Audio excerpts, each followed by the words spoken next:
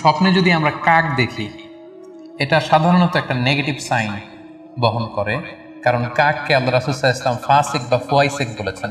তো আমরা যদি স্বপ্নে কাক দেখি, এটাকে আমরা পজিটিভ কোনো সাইন মনে না করে নেগেটিভ সাইন মনে করতে পারি। স্বপ্নে যদি কেউ গর্ত দেখে, যে সে গর্ত খুঁড়ছে বা তার জন্য কেউ গর্ত খুঁড়ছে, এটা ষড়যন্ত্রের সাথে সম্পৃক্ত। কেননা আরবি প্রবাদে আছে যে মান হাফারা হুফরাতান ওয়াকা ফিহা, কেউ যদি কারো জন্য গর্ত করে তাহলে সেই গর্তে সে নিজে আগে পড়বে।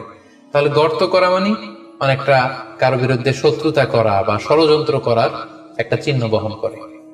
এবার স্বপ্নে যদি কেউ নৌকা দেখে বা শিপ দেখে, জাহাজ দেখে, যে সে জাহাজে আরোহণ করছে বা নৌকায় আরোহণ করছে, এটা তার জন্য একটা ভালো সাইন। সে কোনো বিপদ থেকে মুক্তি পাবে বলে ধারণা করা যেতে পারে।